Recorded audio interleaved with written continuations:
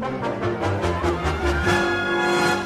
May 1st, 1989, Michael Eisner, CEO of the Walt Disney Company, opened Disney MGM Studios, the third theme park in the Walt Disney World destination, themed around the wonderful world of movie pictures and TV production, with the words, "We welcome you to a Hollywood that never was and always will be." The park paid homage to some of the most iconic elements of Hollywood, with facades recreating famous buildings like the park's main icon, a full-size recreation of Grauman's Chinese Theater. Also, the entrance to one of the few yet fantastic attractions. Disney MGM Studios welcomed guests with the crossroads of the world, which put you right in the middle of the bustling street that is Hollywood Boulevard. The idea behind it all was to show and educate visitors on how movies were made, which makes sense considering it would originally be a new Epcot Center pavilion. But with Universal Studios coming to open their park in Orlando, the project grew into a separate half-day theme park. While there were many attractions and shows, Disney MGM Studios only had 2 rides. The Backstage Studio Tour was the main draw of the park, and included a 2-part adventure behind the scenes of real motion picture studios with a shuttle and walking parts. A complete tour would take a staggering 2 hours as riders passed through costuming, a scenic shop, several sets with the Residential Street, Catastrophe Canyon, New York Street, and the Water Effects Tank, sound stages, and much more. The Great Movie Ride inside the famous Chinese Theater was a spectacular journey into the movies. This traveling theater attraction would put you inside many iconic films, with scenes from classics such as Singing in the Rain, Mary Poppins, Alien, Raiders of the Lost Ark, Casablanca, and The Wizard of Oz. There were also several scenes with real actors that added even more to the ride. While the park certainly had some problems, it was ultimately regarded as a success. Disney was also building a brand new major resort in Europe, and plans for future expansion were already being drawn up. You know, for most of us, a quarter of a century from now seems a long way off. But for the Imagineers of EuroDisney, the year 2017 is as close as tomorrow. This is the model shop at Walt Disney Imagineering, where every detail of EuroDisney has been built to scale, and where plans for the next 25 years of EuroDisney are already being made. For as Walt Disney himself once said, Disneyland will never be finished as long as there are people with imagination, with new dreams and new projects somewhere in the world. And before this year ends, the ground will be broken for a second theme park, the Disney MGM Studios Europe, a working motion picture and TV production facility that will give visitors the opportunity to experience the world of movie making and the golden age of Hollywood. Opening date, 1995. As you already know, EuroDisney wasn't the instant success the Walt Disney Company was expecting, and with this, the ground ended up not being broken for the second theme park in 1992, and it obviously didn't open in 1995. In fact, Disney MGM Studios Europe would never open, as the original plans never left the drawing board, or model room in this case. Even so, over the years a lot was made public about the project, which gives us today a much better idea of what the original second gate of EuroDisney would have looked like. The park was first mentioned all the way back in 1987, as the agreement between the Walt Disney Company and the French government was being signed, stating that continuous investment into the resort would be required and that the park was to be built until a certain date. However, this is far from the most interesting part of the Disney MGM Studios Europe project. So let's start where many theme park trips start, the parking lot.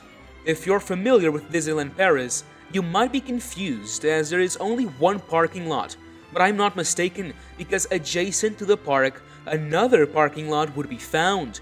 After leaving the car, the first themed experience would await visitors. Similarly to the Magic Kingdom, where guests first need to board either a monorail or a ferry to get to the park itself, Disney MGM Studios Europe would connect the parking lot to the gate via trolley cars.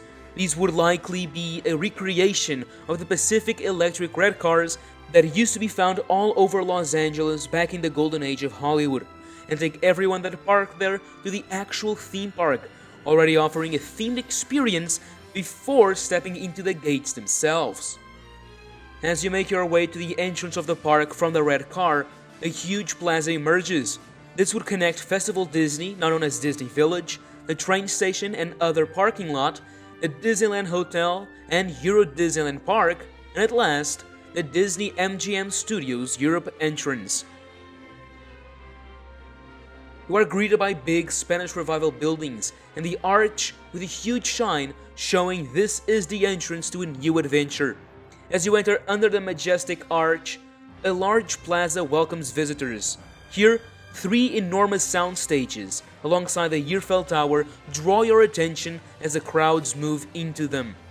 Inside, a spectacular recreation of Hollywood Boulevard at night, which takes place inside 2 sound stages, roughly doubling the size of Studio One, truly immerses you into the world. Inside, restaurants and shops can be enjoyed, but that's not all, as a 3rd sound stage is also connected to it, recreating the iconic Hollywood Bowl Theater. This would all come together as a fantastic opening sequence that's only just beginning. After making your way through the entirety of Hollywood Boulevard and back outside, another big plaza opens up.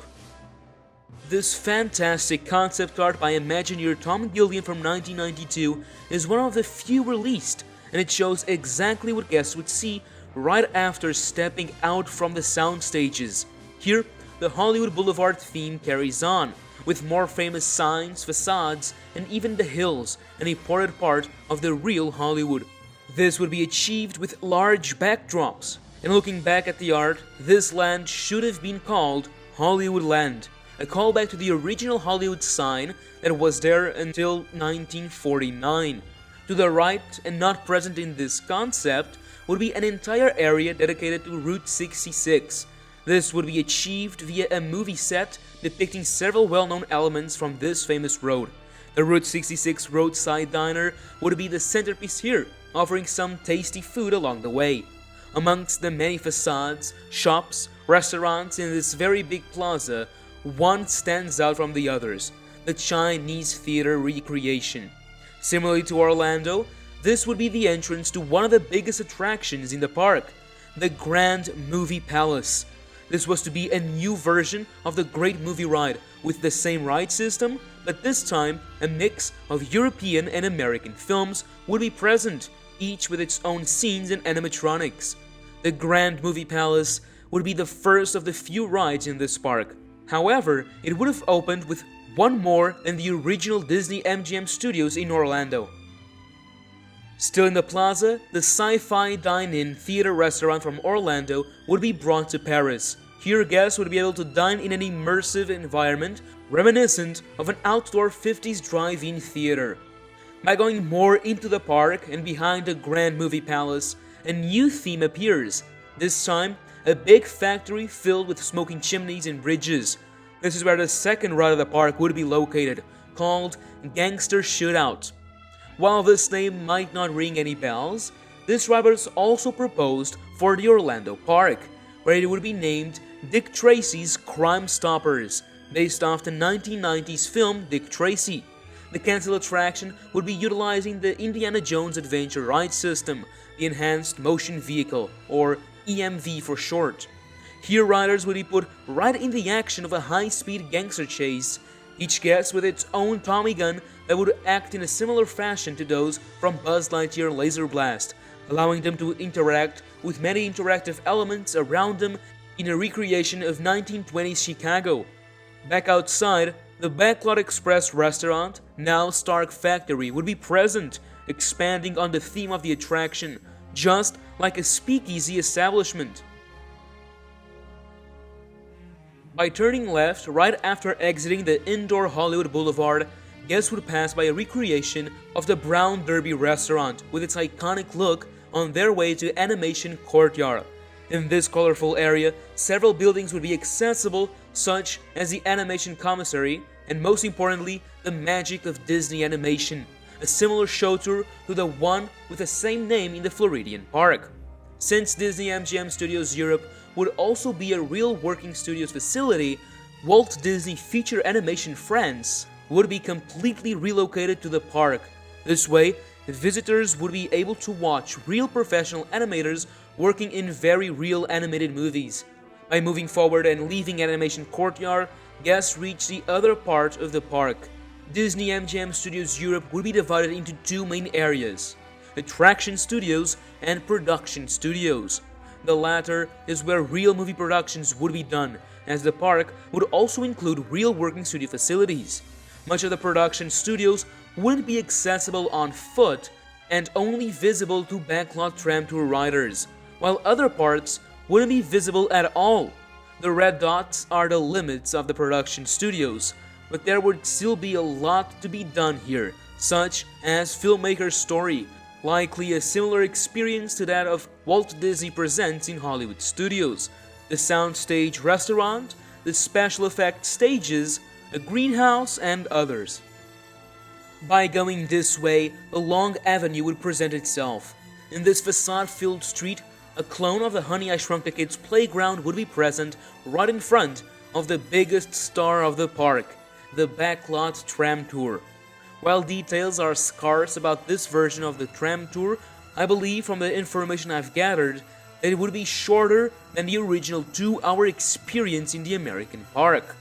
As guests boarded the trams, they move into the only real big set, recreating New York streets and the city's waterfront, complete with a very large ship. While a part of the set would be accessible by foot, the waterfront would be exclusive to the tram tour. Here, it's likely a scene with live actors would be played. Leaving the New York streets, the trams make their way into a greener part of the tour, filled with trees. Soon after, the special effects tank comes into view. This would come straight from Florida, where the tram stops as riders learn about the special effects from movies. This stop also includes help from the audience, as a few brave souls volunteer themselves to get completely wet as they get splashed with water special effects. Probably a shorter stop during the winter, as nobody would volunteer. Soon after, the trams make their way to the production studios, where real movies were being produced, if you were lucky. Leaving the production studios, riders would find themselves in another set, this time themed to famous European streets. However, the climax of the attraction would come right after, the famous Catastrophe Canyon in all its splendor. Guests would then disembark right where they started. All the way in the back of the big avenue, the last attraction would be found, the Indiana Jones Epic Stunt Spectacular. And like the one in Florida, the European version would have a mini-land built around it, themed as the Palace of Pankot from the second installment of the franchise. A large recreation of the plane Indiana Jones crashed would be present, just like a very big set recreating the palace from the Temple of Doom. Guests would go into it to experience the thrilling stunt show. However, it's unclear if it would have been the same as its American counterpart that takes place during the first film, or another version during the second one. With Indy, we end our tour of this amazing proposal. During the years after the opening of EuroDisney, the project was reduced in scale and budget until it became the smallest and weakest of the Disney parks, Walt Disney Studios Park. To this day, it remains with many problems, some of which are being resolved as we speak with the biggest expansion it has ever seen.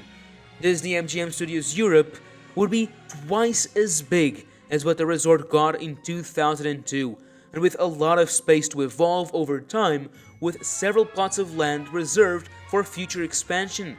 Disney Hollywood Studios has also suffered many changes since its opening, and most certainly this park would have too. It's very interesting, however, how to this day we are still getting some callbacks to the original project, like how the inside of Studio One will soon look quite alike to the original plaza. But hey, which part of these plans would you like to see being built in today's park? A ride, restaurant, or show in particular? Let me know down below. And now, as always, thank you for watching, and that's a wrap.